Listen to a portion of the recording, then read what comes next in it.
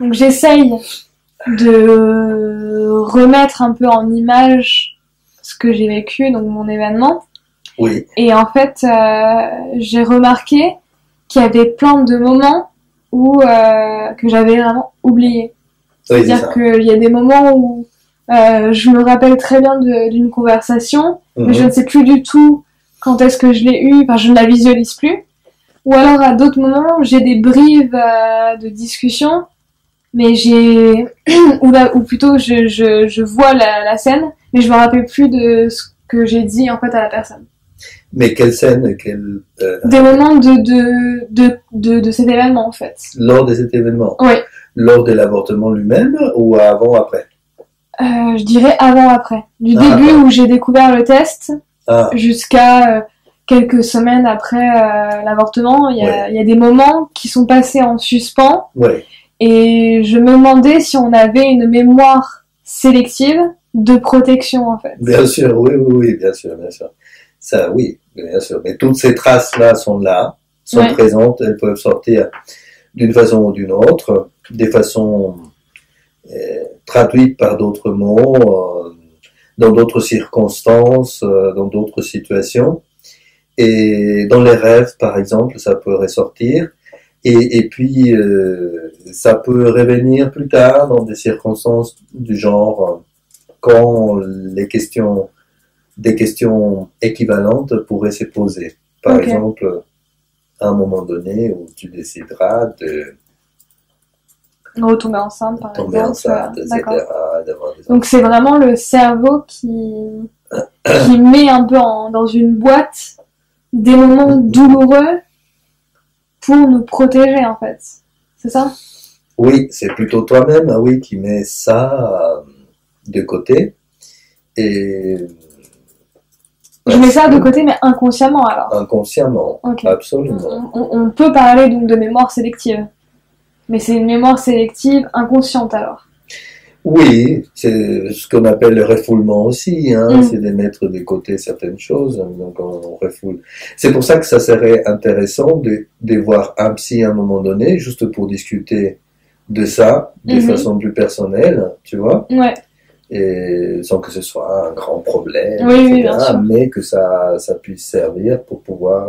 Et puis à certains moments, ces choses-là peuvent sortir plus facilement. D'accord.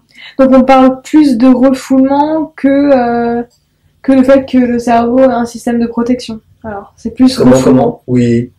C'est pas vraiment que le cerveau... refoulement, c'est un système de protection. C'est un système de protection. Mais c'est pas le cerveau lui-même qui le fait. Ça, c'est plus nous qui inconsciemment... Le cerveau, c'est comme un ordinateur. Donc, on va les caser là, mais... Ok. D'accord.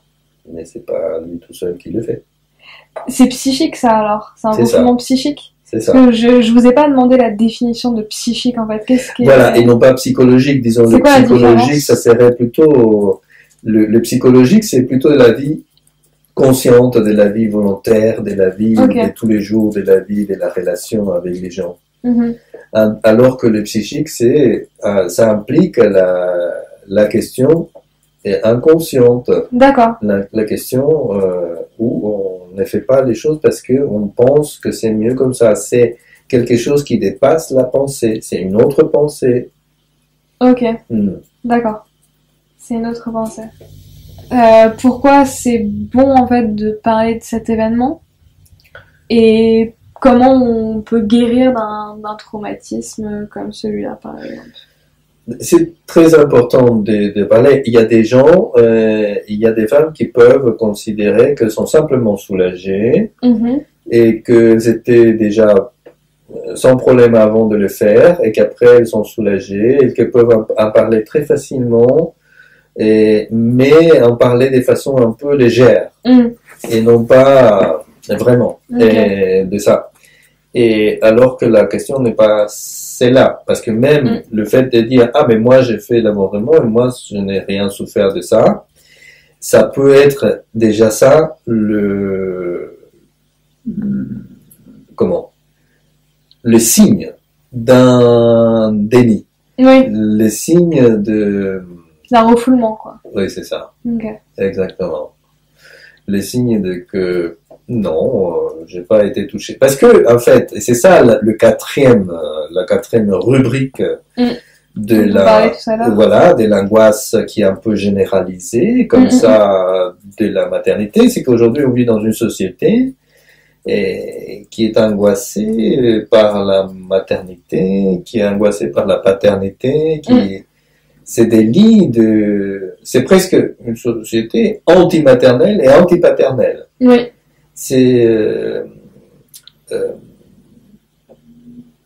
il y a 50, 70 ans, quand une femme était enceinte, normalement, elle allait avoir accouché, normalement, sauf s'il y avait vraiment un problème. Un grand problème. Je parle pas des questions médicales, mais parce que voilà. Mais sinon, les conditions aujourd'hui, c'est que et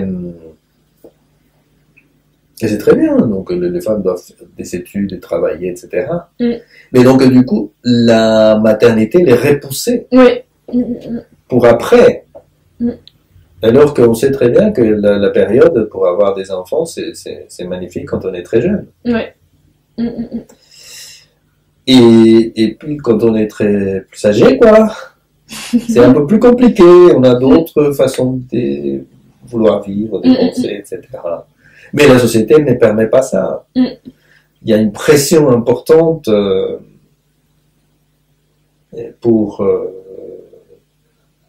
au contraire éloigner père et mère. On éloigne en fait deux choses. On éloigne l'homme de la paternité. On éloigne la femme de la maternité. Mais on éloigne aussi la maternité de la paternité. C'est-à-dire, on va faire des enfants toute seule.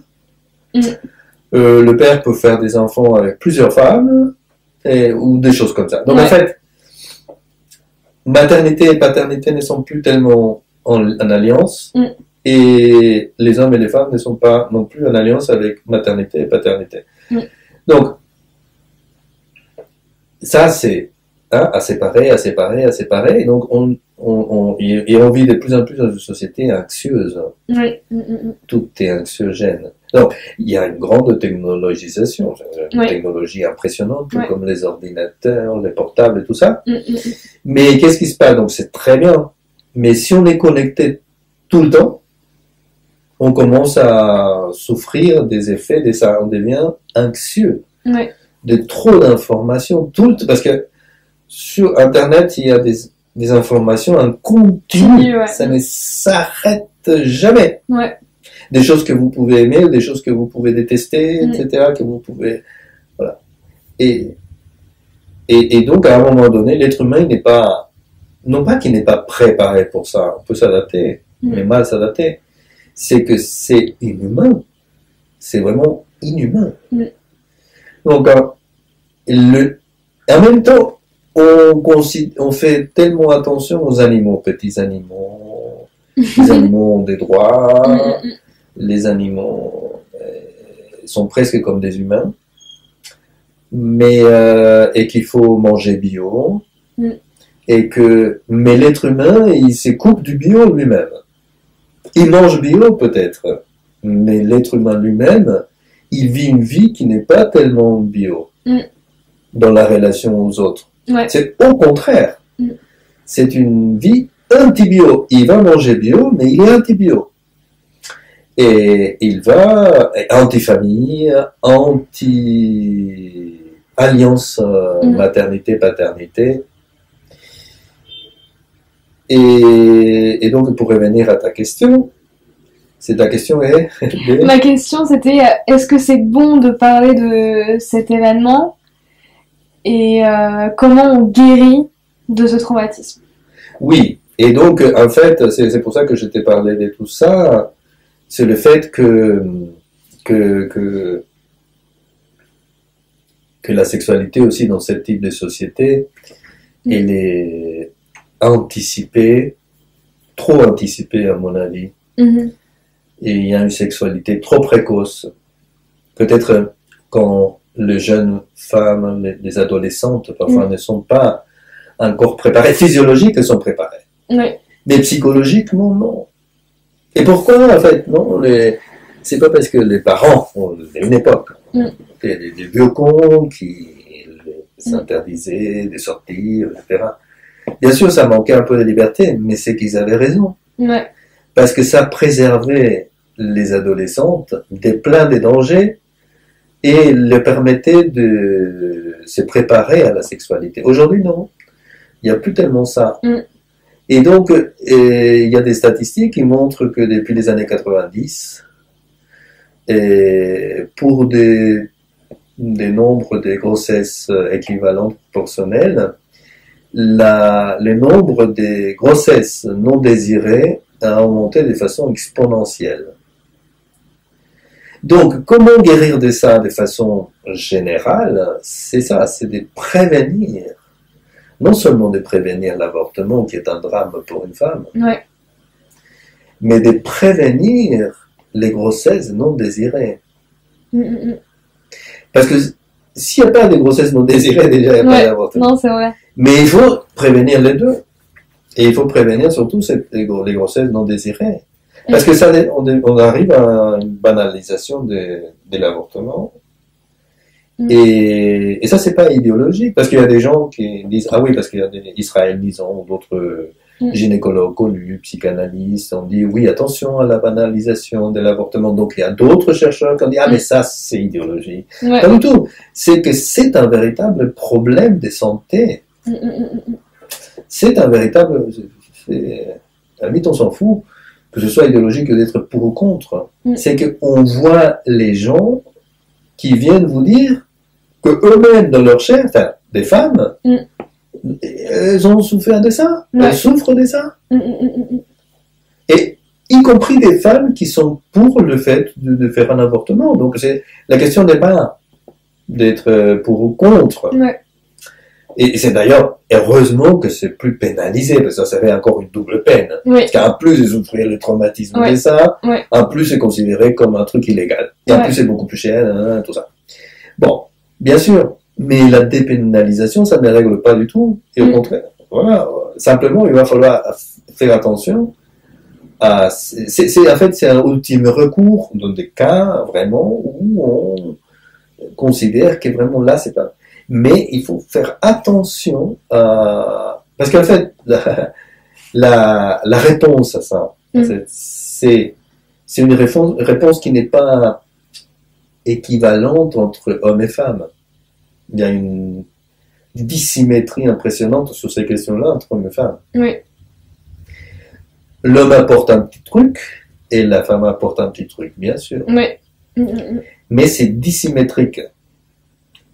Parce que le petit truc que l'homme apporte, il apporte pour le corps, dans le corps de la femme. C'est dans le corps de la femme que tout va se passer. C'est là où va se passer les choses. Donc, après, évidemment, lui, ce n'est pas que lui n'a pas de responsabilité parce qu'il apporte juste un petit truc. Non, il a beaucoup de responsabilités. Mais un peu plus tard. Mais au début, c'est la femme qui doit porter cette responsabilité-là. Parce que c'est dans son propre corps. Donc, c'est pour ça que c'est bon pour elle d'en parler, pour exorciser un peu, c'est ça? Pour faire le deuil, ça sert à faire le deuil, de parler. Non seulement faire le deuil, mais aussi faire un travail. S'il y a une responsabilisation à faire,